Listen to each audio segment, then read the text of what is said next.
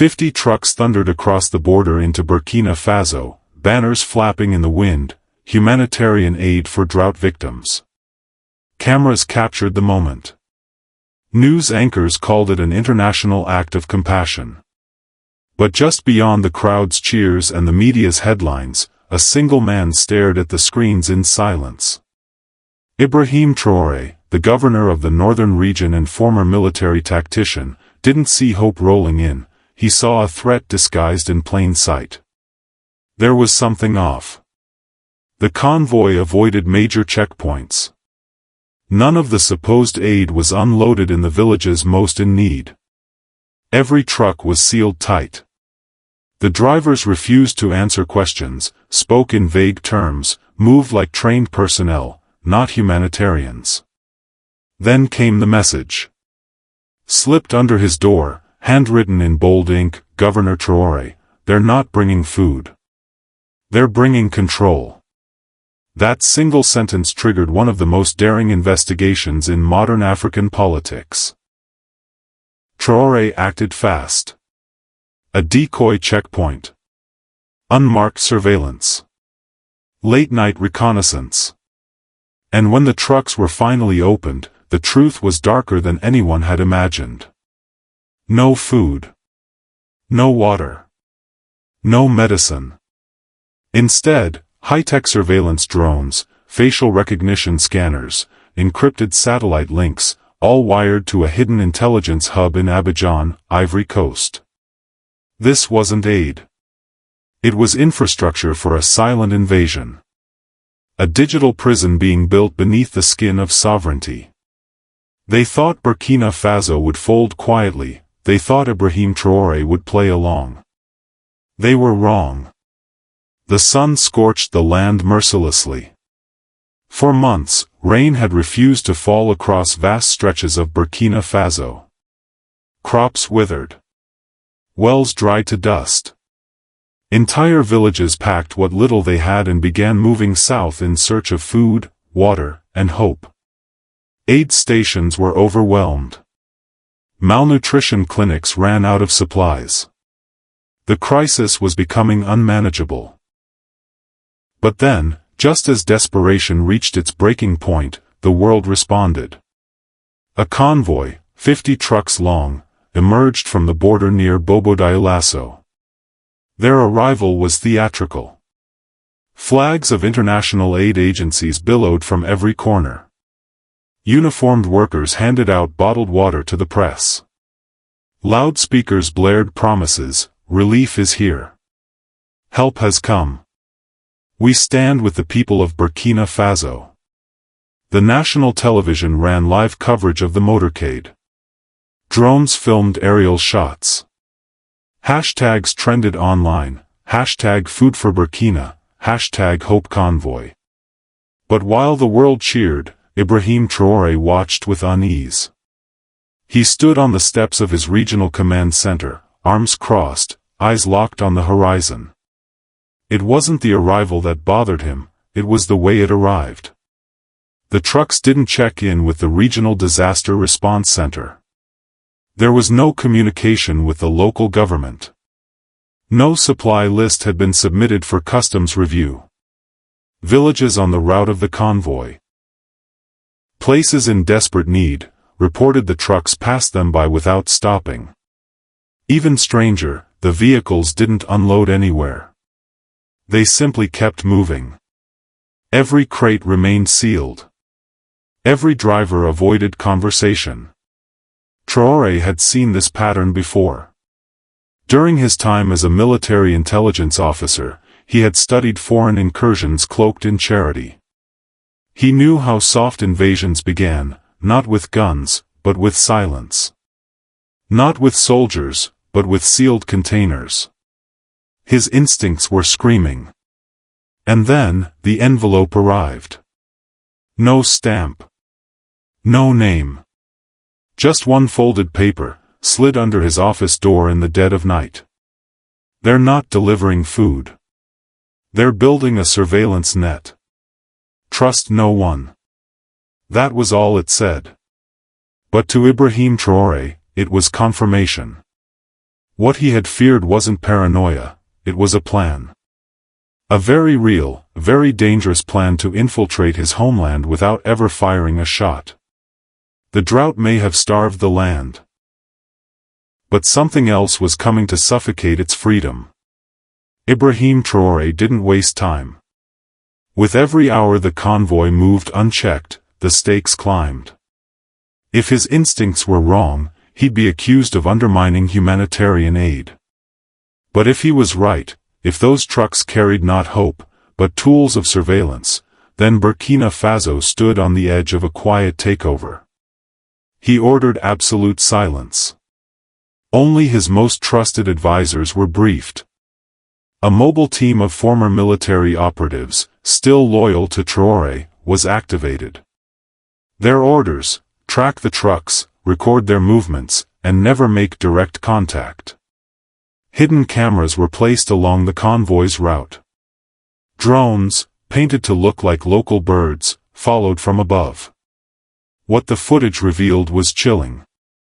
At night, instead of resting or unloading supplies, the trucks parked in secure patterns, perfect squares, like military encampments.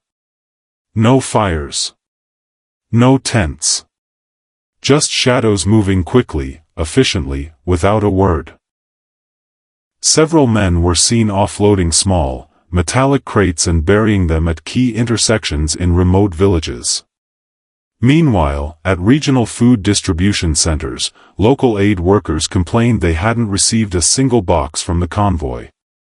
Not one bag of rice. Not one container of medicine.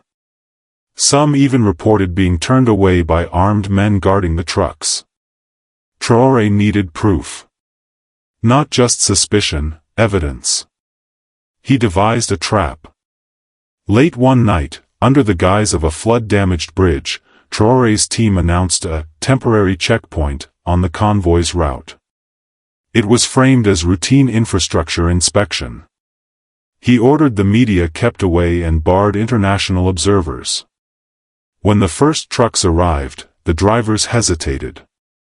They spoke in curt, heavily accented French. One man claimed the cargo was under strict international protection. Another tried to call someone, likely a superior, before Traoré's men confiscated the phone. Then came the moment of truth. They opened the first container. No food. No water. Just a massive steel case.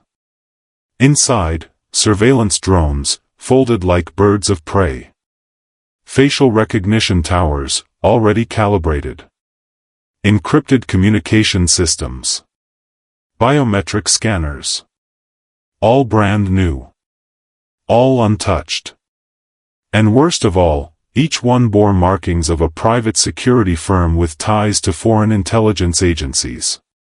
Traoré stood silently as the lights from the checkpoint flickered against the exposed cargo. He had seen weapons before. He had seen invasions. But never one like this. The quiet war had begun.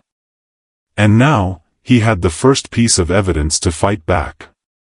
The checkpoint became a war room. As Traoré's team inspected truck after truck, the magnitude of the deception unfolded like a slow-burning fire. Every crate opened told the same story, not a humanitarian effort, but a fully equipped surveillance grid ready for immediate deployment. Inside one container, they found towers marked with infrared sensors and long-range microphones, devices capable of capturing conversations from nearly a kilometer away. In another, biometric scanners with facial recognition databases preloaded with thousands of West African profiles. Some devices had sticky notes with GPS coordinates, pre-assigned locations across Burkina Faso. These weren't generic tools, they were built for this country. The final truck carried what appeared to be a mobile command unit. Inside, encrypted satellite uplinks, command and control monitors, and a shortwave radio system broadcasting directly to a hidden receiver location. The tech team triangulated the signal. It led straight to Abidjan, capital of Côte d'Ivoire. Specifically, to an abandoned diplomatic compound decommissioned years ago but recently showing signs of renewed power usage. This wasn't an accident, one technician whispered. This is a hub-and-spoke surveillance system. Abidjan is the brain. Burkina Faso is just the first nerve. Traore didn't flinch. He had seen enough to know the truth. This was an attempt to install a digital panopticon, an invisible prison where every conversation, every step, every transaction could be monitored, analyzed, and weaponized against the people. But why? Why Burkina Faso? Why now? In recent months, the government under Traore had taken steps to reassert national control over resources, pushing back on foreign mining interests and demanding transparency in international contracts. These moves had angered powerful entities, some of whom had the means to fund private intelligence operations under the guise of aid. Now, faced with undeniable proof, Traore faced a critical choice: expose the truth and risk international outrage, or bury the evidence and keep the illusion of cooperation alive. He chose truth. That night, he called a press conference. No script. No teleprompters. Just Traore, standing in front of a line of open trucks under floodlights. They called it food, he said. But inside these trucks were the tools to enslave a nation. He walked from crate to crate, pointing to each device. This is how modern war begins. Not with bullets, but with silence. Not with armies, but with surveillance. The footage spread like wildfire. Within hours, hashtags turned from #HopeConvoy to #SpiesInTheAid, and Traore's name trended globally. Some international agencies denied involvement. Others remained eerily silent. But on the streets of Ouagadougou, Tambao, and Kaya, crowds gathered, waving flags, chanting his name. Traore didn't just uncover a plot. He lit a fuse. And the world was now watching. The morning after the broadcast, the foreign operators inside the convoy attempted to regroup. They barricaded themselves inside the last 5 trucks, parked just outside the small village of Teteo. Communications were cut. Their radios jammed. No orders came from Abidjan. For the first time, they were isolated and exposed. Governor Ibrahim Traoré didn't send in troops. Instead, he arrived in person. Surrounded by local militia and community leaders, Traoré walked calmly toward the convoy under the harsh morning sun. A white cloth tied around his arm, a symbol of civilian peace, not military aggression.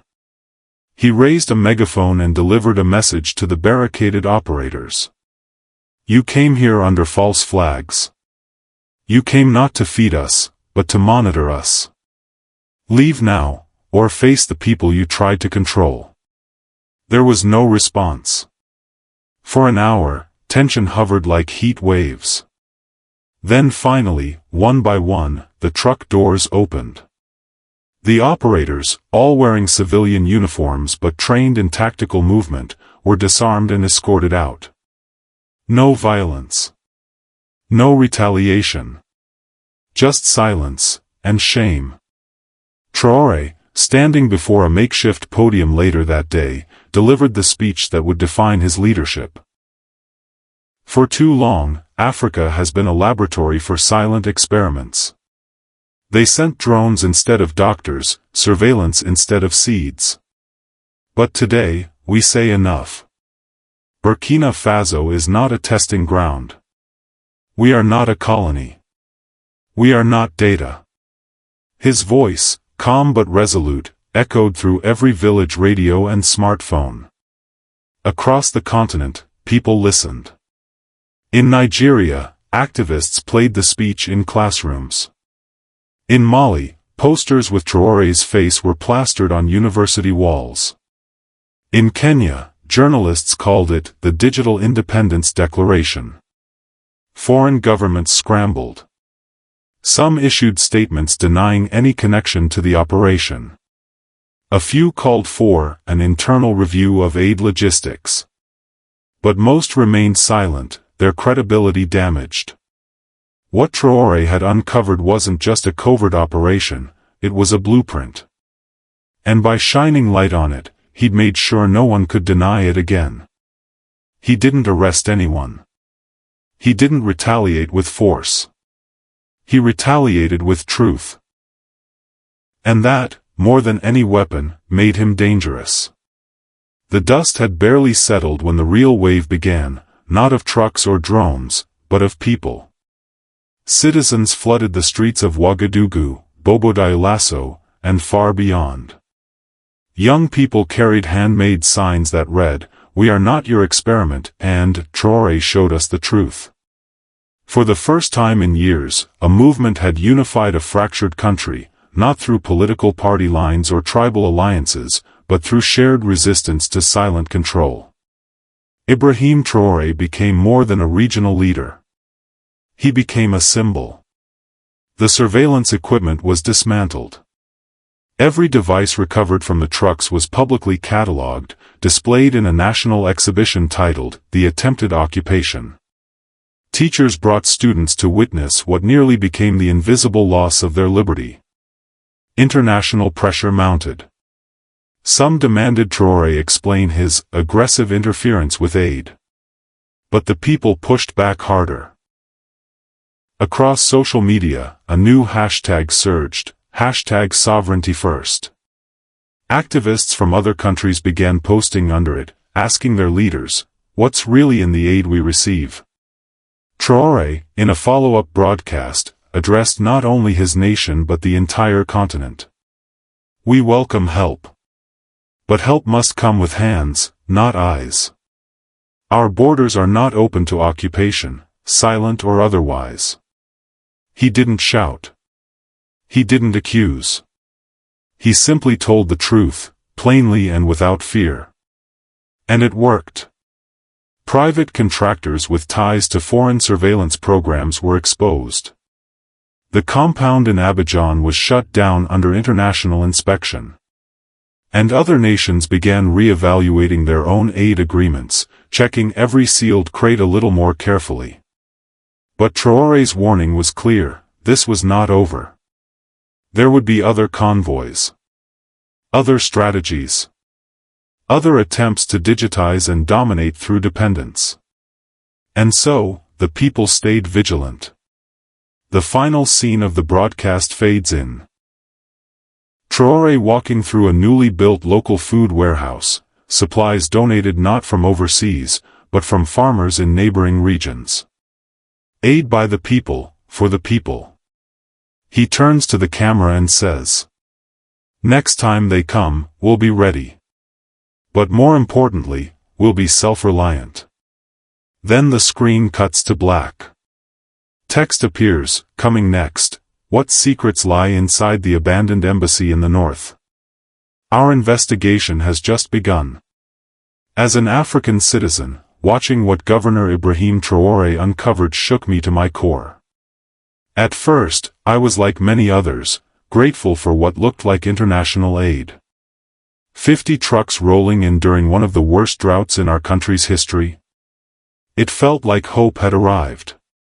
But what Traoré revealed, it changed how I see the world. We've been told for decades that the world cares about Africa. That aid would lift us. That global partnerships would help us grow. But this wasn't help. This was surveillance. This was control. And it was done in silence, wrapped in the language of compassion.